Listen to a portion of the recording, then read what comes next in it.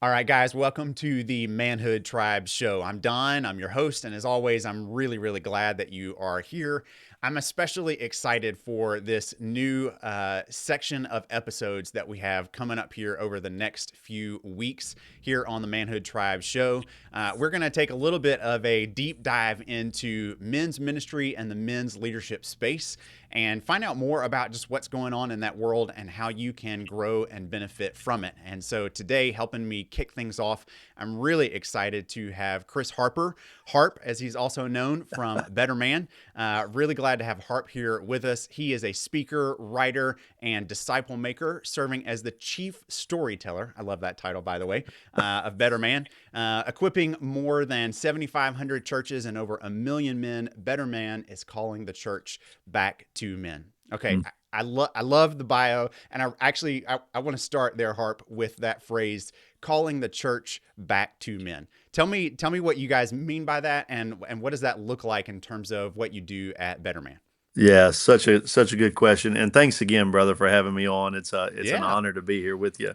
But in large scale, men have abandoned the church, and church have abandoned men. To be a man and to be successful in the church today, basically show up, tithe, help park cars, and we'll make you a deacon. yeah, After a while, the bar is very low, and I don't say that as a critic. Years ago, I told someone I don't criticize the church. I just think critically about the church.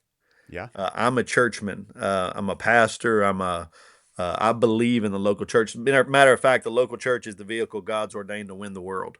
yeah. And one of the biggest problems I have with parachurch ministries like my own is that sometimes we try to outshine the church.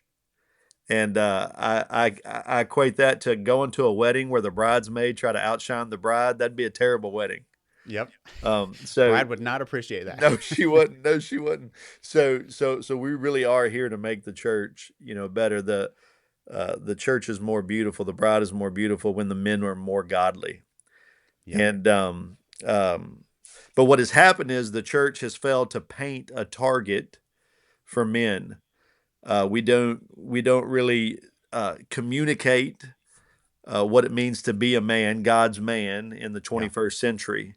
yeah. So what we did at Better Man 5, 6 years ago, we took the wisdom and we took the history of Robert Lewis and men's fraternity, and we basically rewrote, redesigned, repackaged everything to reach millennials and Gen Z, to Okay. really speak to the 21st century man.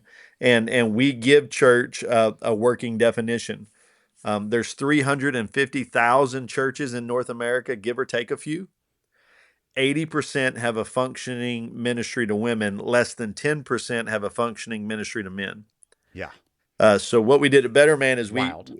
it's insane, especially when men are the high tide that raises all ships. Like Yeah. when men get better, everything generally gets better. Yeah. Yeah. It's one of the few things that actually the sacred and secular world agree on.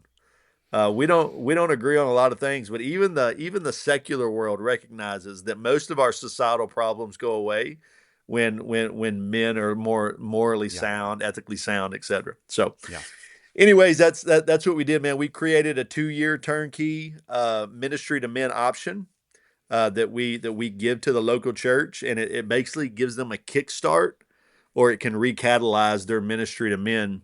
And man, we've been super blessed over the last 5 years. We're actually getting ready to break 10,000 churches who have adopted the plan, adopted the model, Wow. and Yeah, that's awesome. yeah, we're going to celebrate that. Excited, we've got a better man in all 50 states and 60 different countries, and just kind of praising the Lord today for what He's doing. Very cool, man. That's incredible, and good on you guys for Yeah. continuing to just follow the Lord's leading and in making those things happen.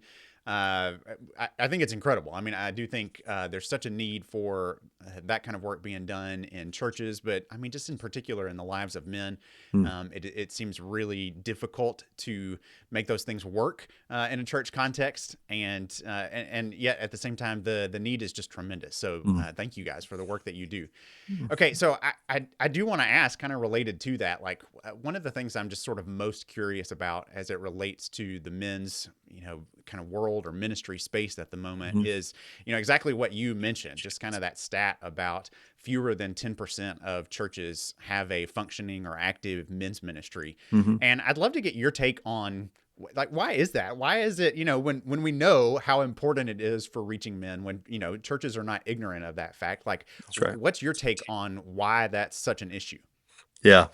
Yeah. Again, another great question. There's really two factors.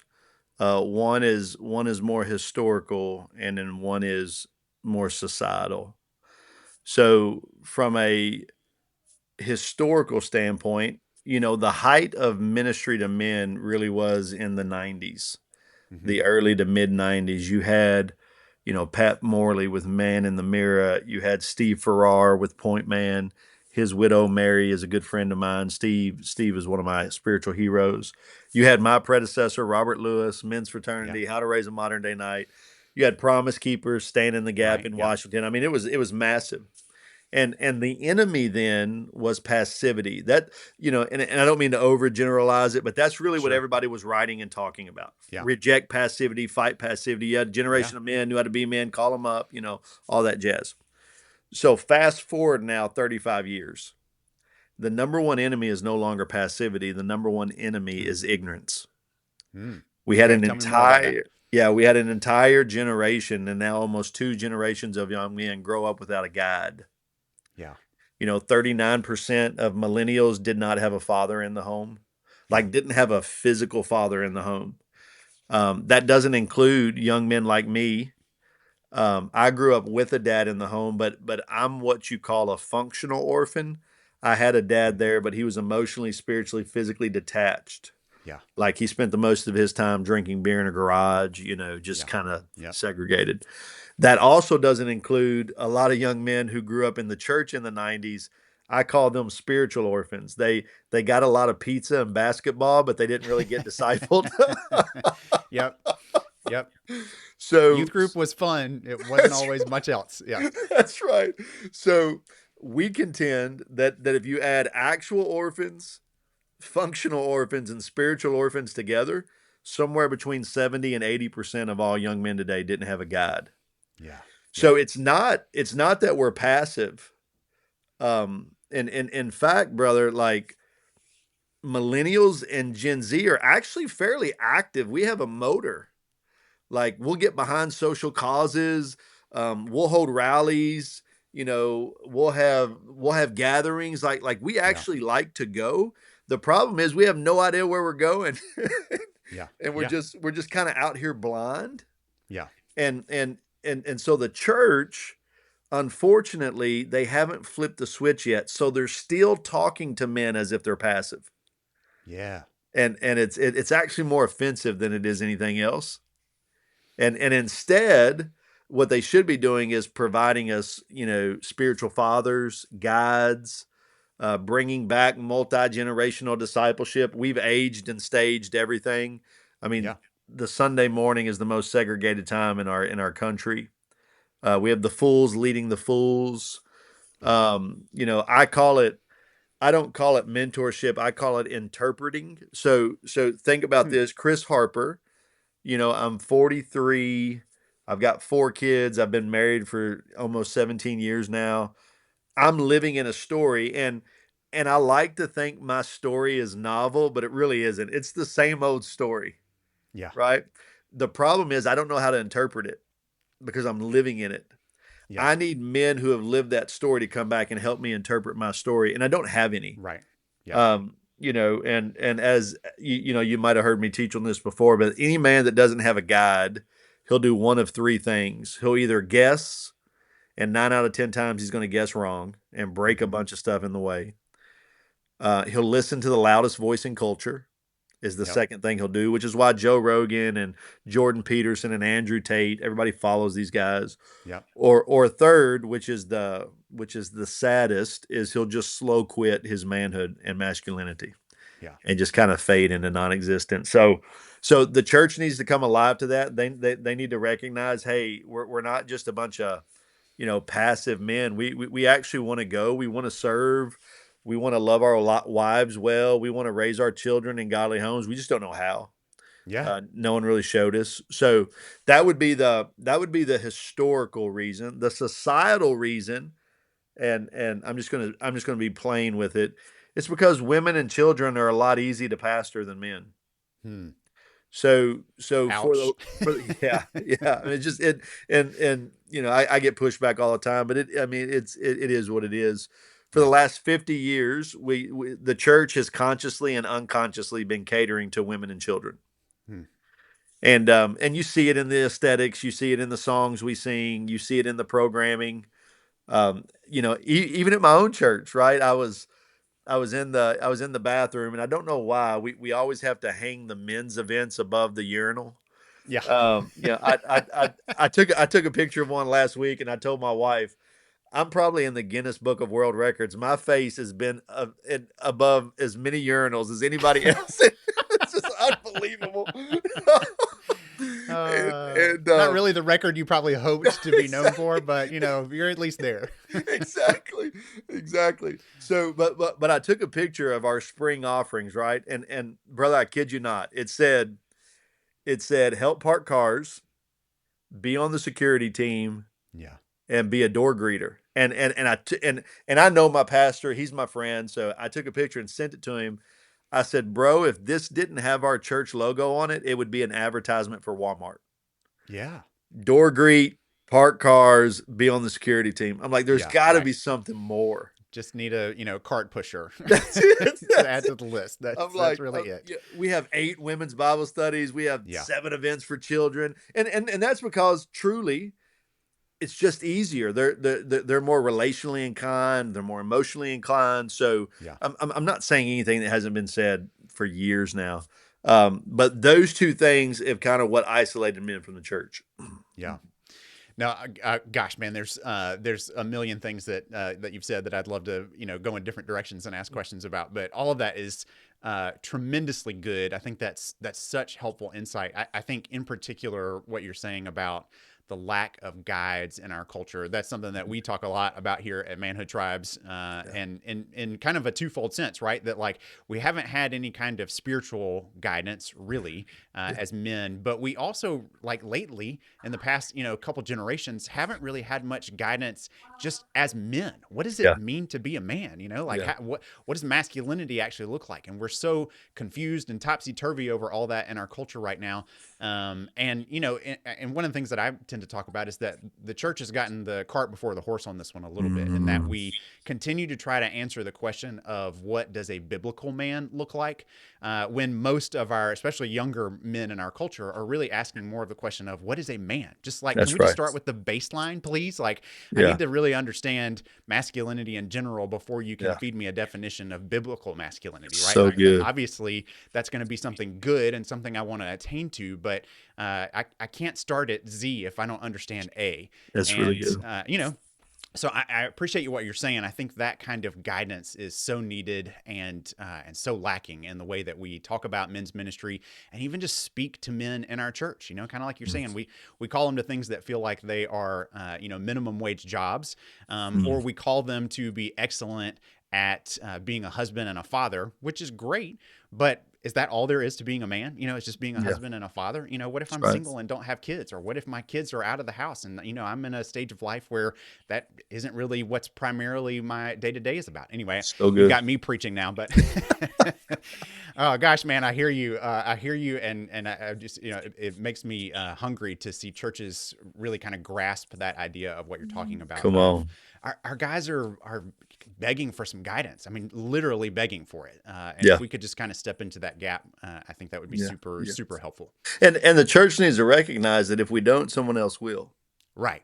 So like Hence Joe that's right. Rogan and Chris That's Williamson and, all of those guys. exactly. Like, yeah, I mean, Yeah, yeah, yeah. They're killing it because yeah, the church isn't. And the ironic thing is we're the ones that actually have the way. Yeah. I mean, Jesus said, "I'm the way, the truth, the life." We actually have the answer.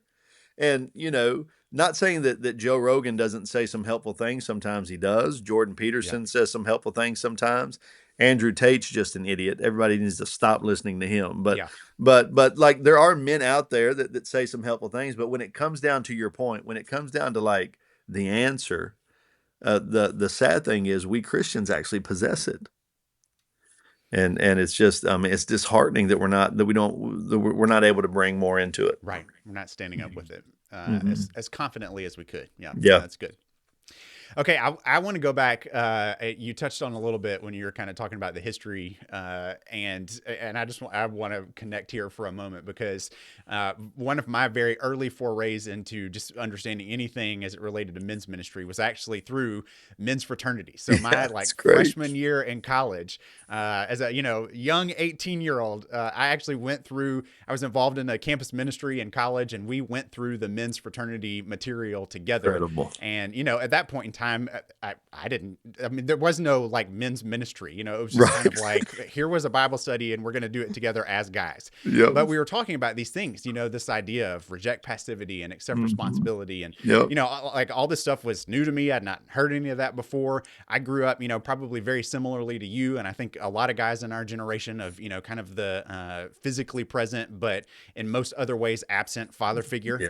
And so yeah, that whole concept of here's what masculinity looks like, and especially here's what it looks like in terms of following Jesus. I'm kind of curious. You talked about sort of like repackaging that for millennials and Gen Z. I'd love to know like what about that message like still does resonate, Yeah. and like what about it? What do you see of guys today that's caused you to kind of like shift directions a little bit? Yeah. Yeah. A couple things, So culture, what they've tried to do, and unfortunately the church has bought into some of it, is paint the opposite of masculinity as femininity. Hmm.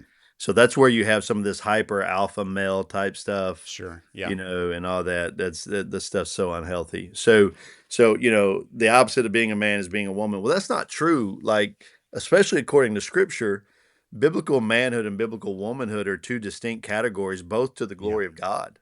Right. Right. So the opposite of actually masculinity is immaturity. Hmm. That's the opposite.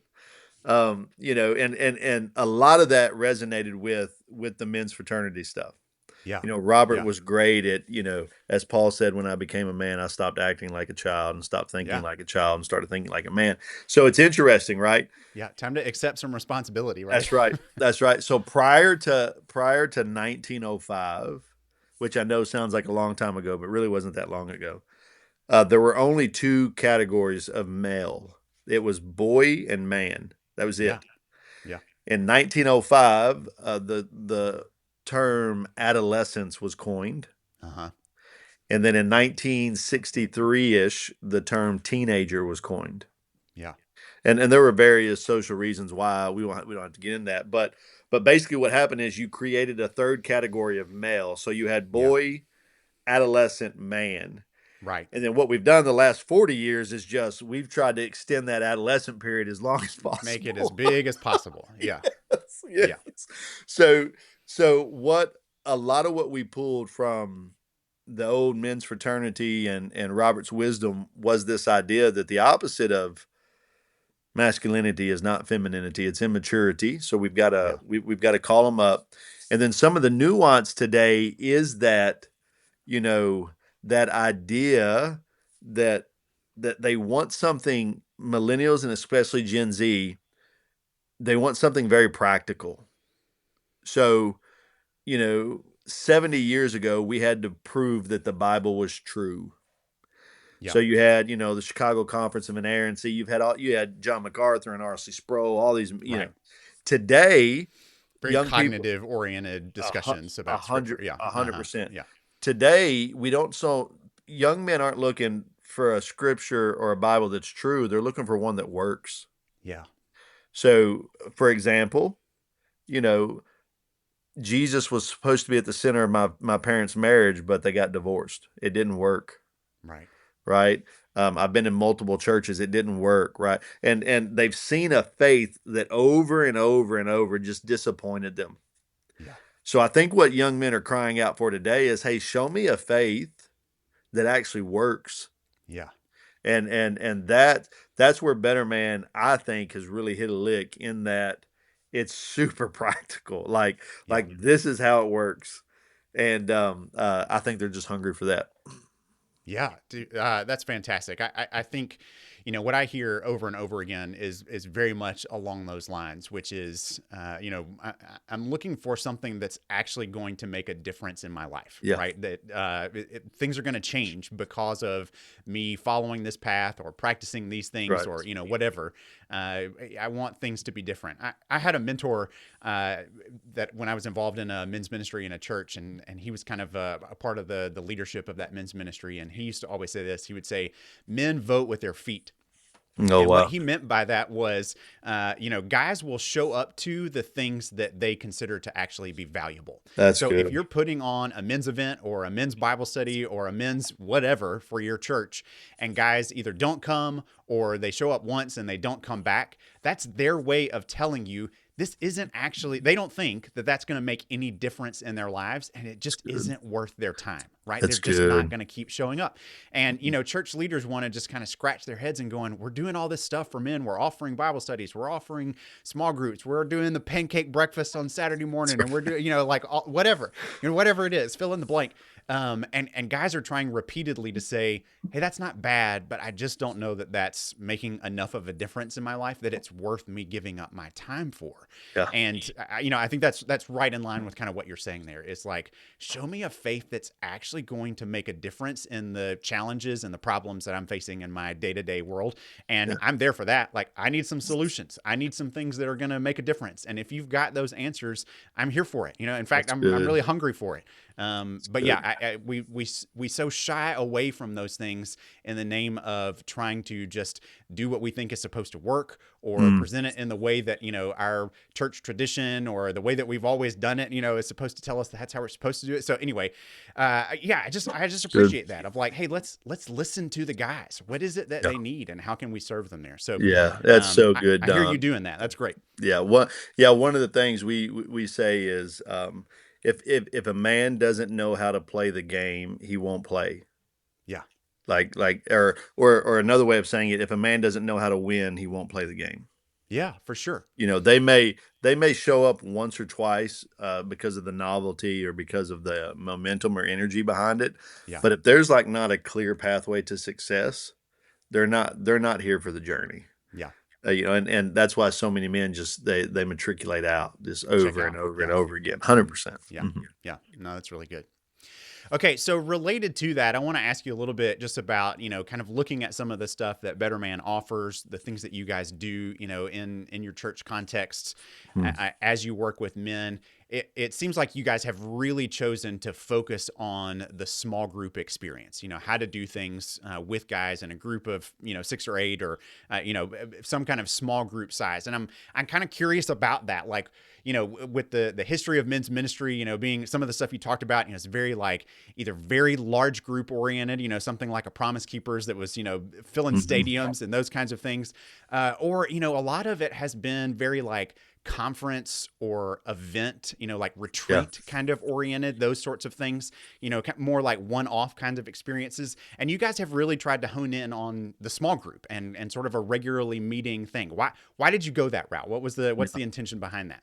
Yeah, great observation. A couple of different things. One, because we have always viewed ourselves, and we always will, or at least as long as I'm here, as an on ramp.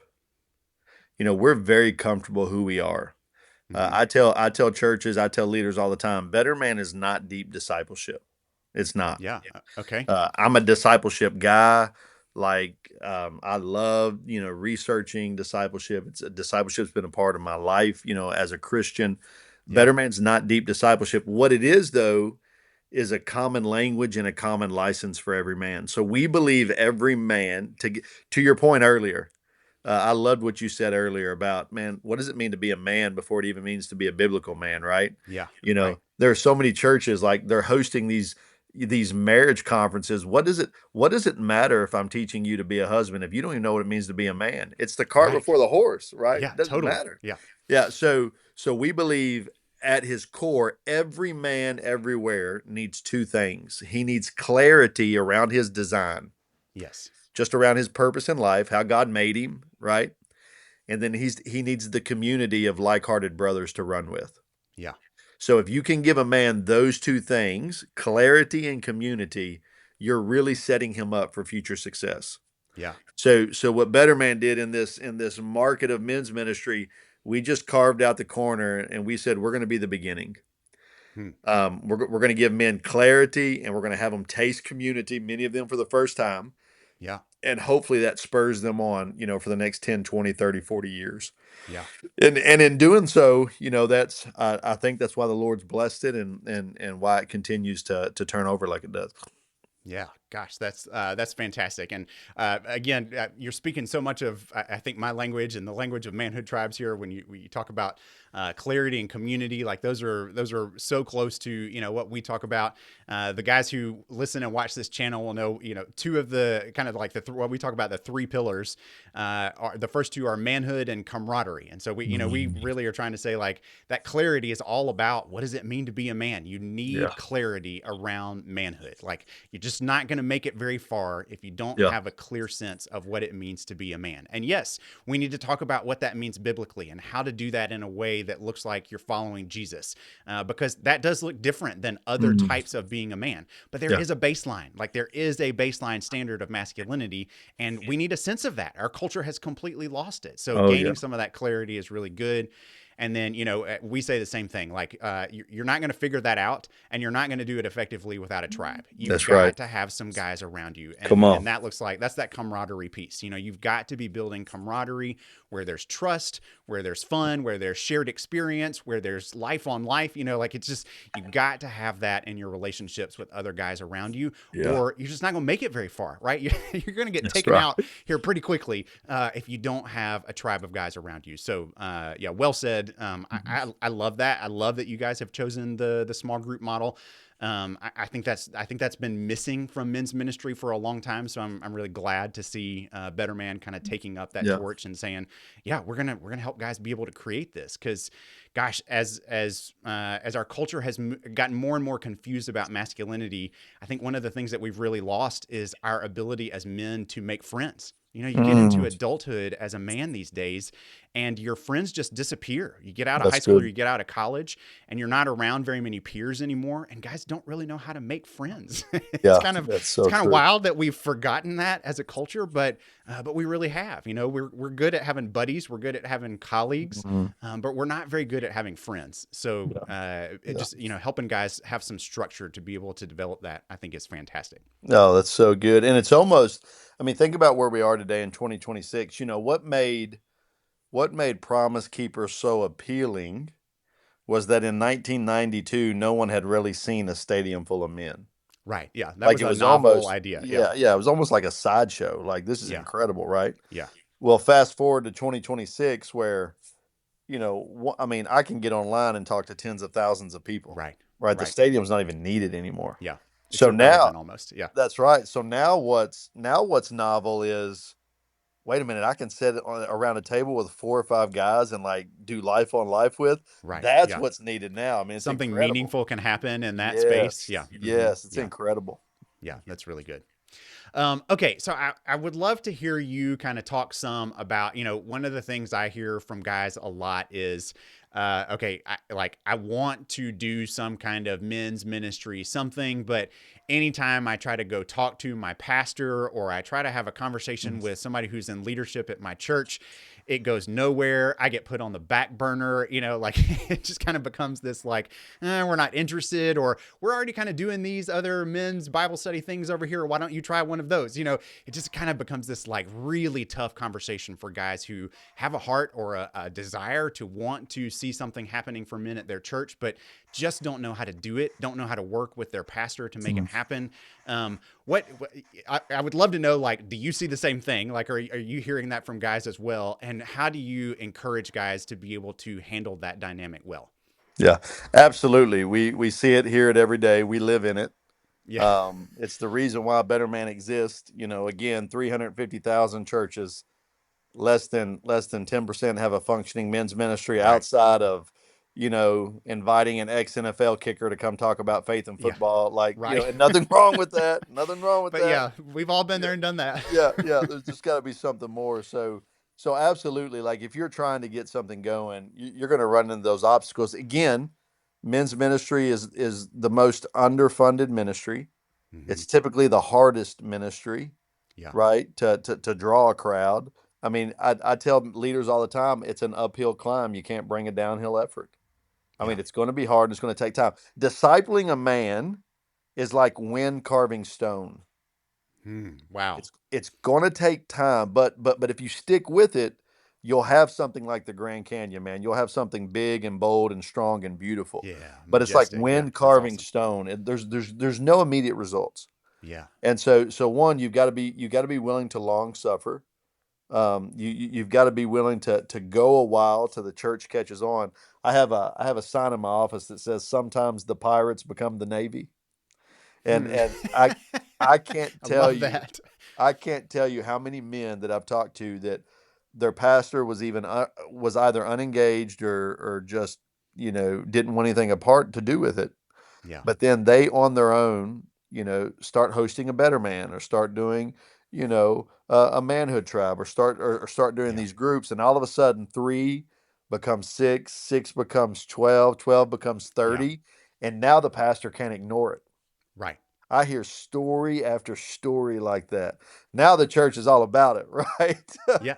so Yeah. so my encouragement to men is, man, you know, the Bible says that the Lord does not despise small beginnings. Yeah. And it's okay, man. Start with what you have and then see what the Lord will do. Yeah. That's fantastic. Um, ha- Flipping the coin a little bit, we've got some church leaders listening to this podcast, some pastors and some Yeah. ministry leaders and stuff like that. How would you encourage them as it relates to men's ministry and taking men seriously in their church? Yeah. Yeah. Great question.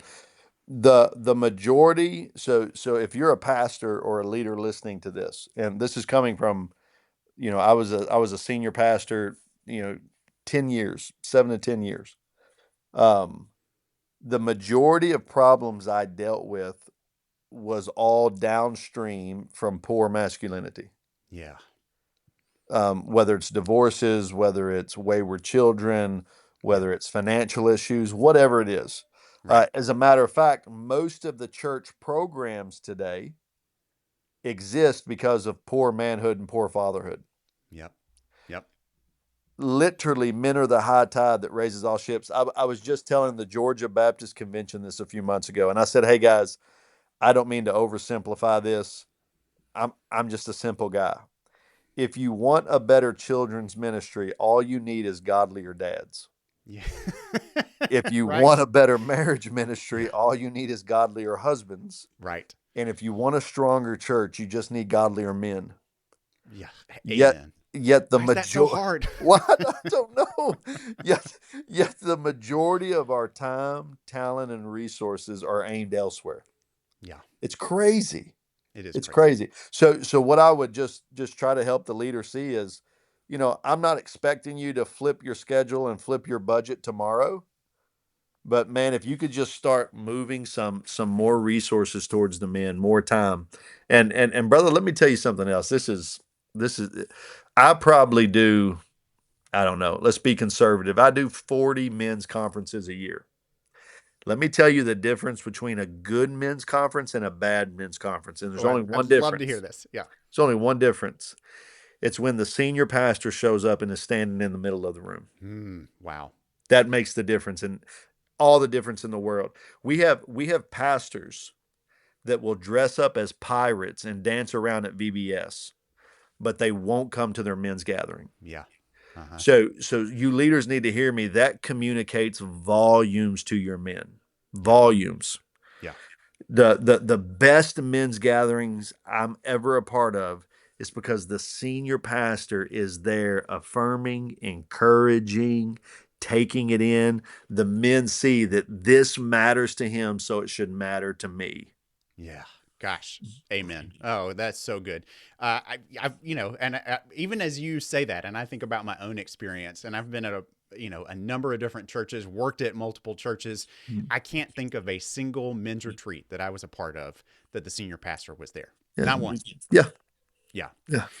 So, gosh, I mean, what good advice there. And yeah, it does. It communicates volumes. It communicates the real work is being done back home at the church, That's right. where I get to preach and teach, That's right. as opposed to, in the lives of these men who we are really trying to shepherd and grow. That's Yeah, so good, man. yeah. One of the things you're saying kind of struck me as I was thinking about it. So the way that we talk about kind of that like idea of clarity and manhood at Manhood Tribes is we have what we call the 5 marks of manhood. Mm. One of those things is in the area of allegiance. And we just say allegiance is really about how a man has to figure out his authority relationships. Essentially, he's got to learn to be a follower, right? All men have to follow in one way or another from the time we're born to the time we're dead. We've got to figure out following. And in particular, it's a mark of manhood because, I mean, that's true of women as well, right? They've got to learn, they've also got to learn how to follow.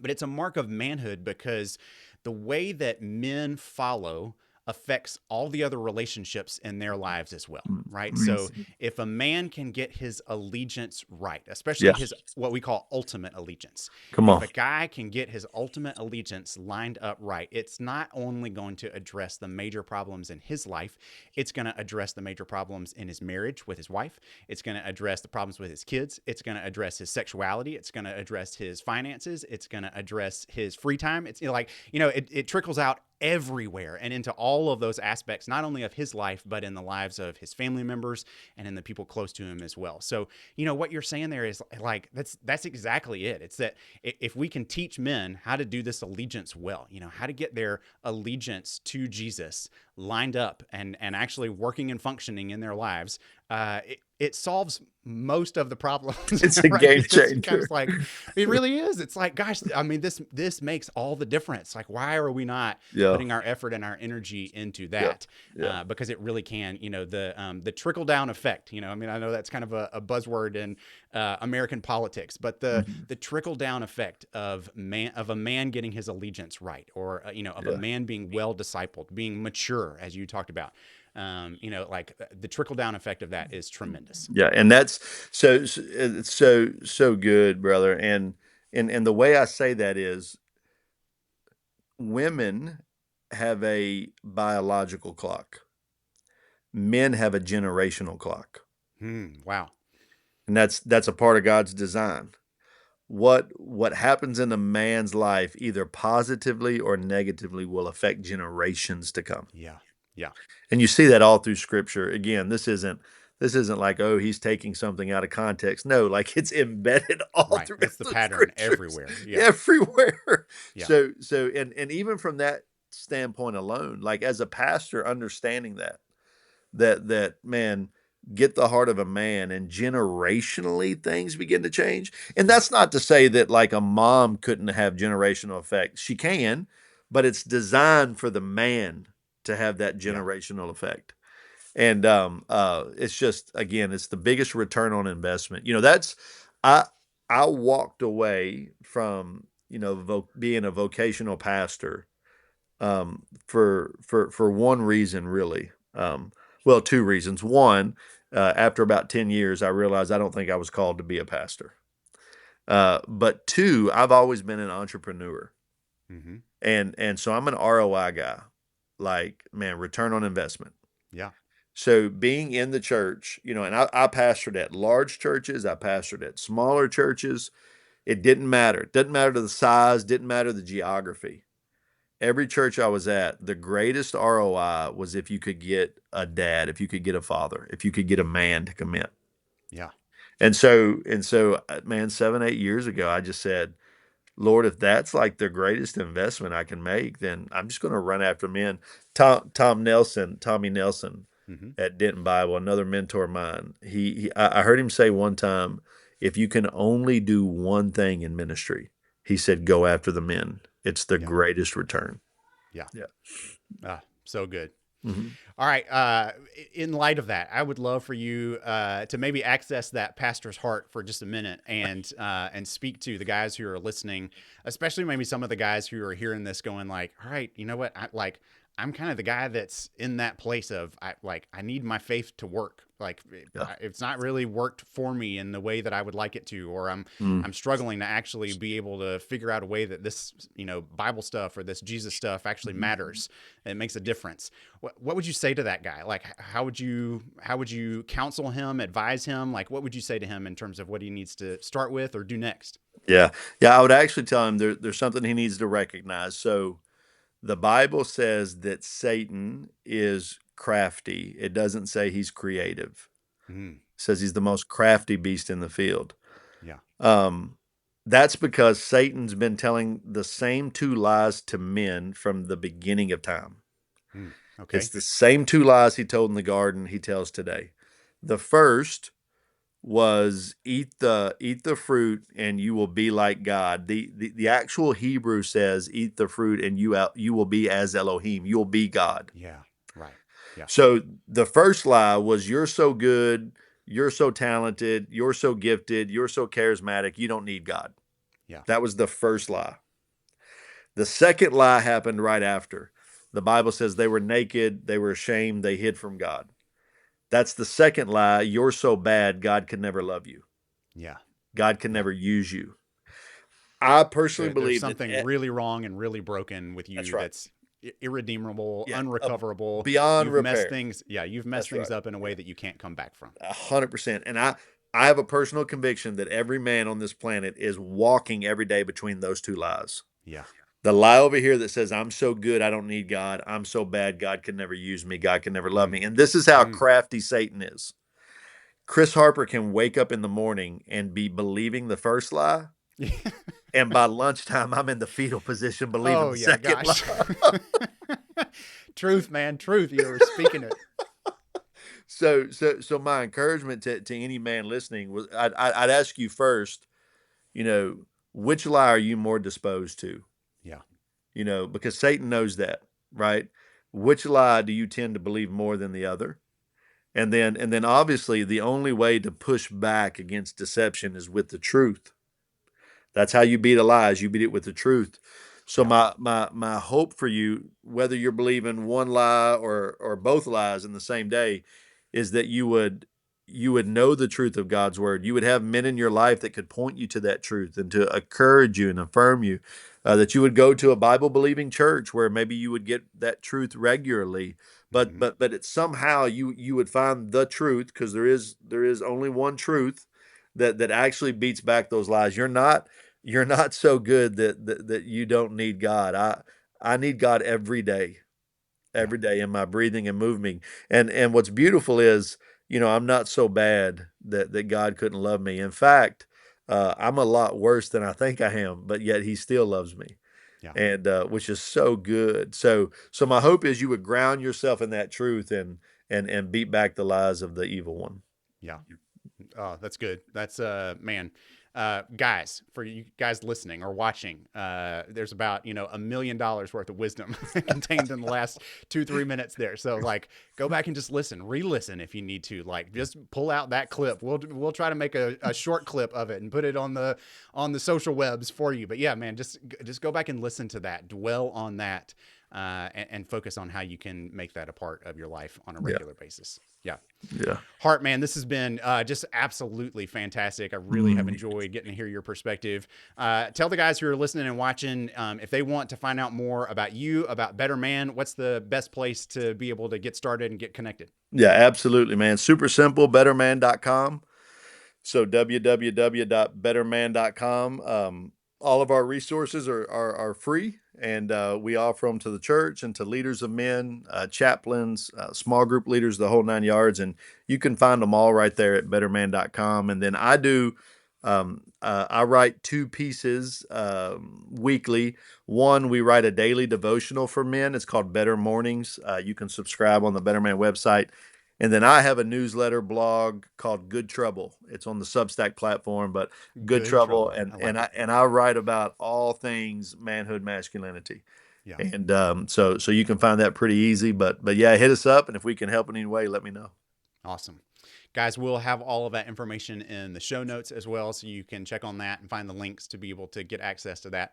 Hart, this has been truly incredible. Thank you for coming on the show today and sharing your wisdom and insight with us. I really appreciate it. Yeah, it was an honor, brother. Thanks for having me. All right.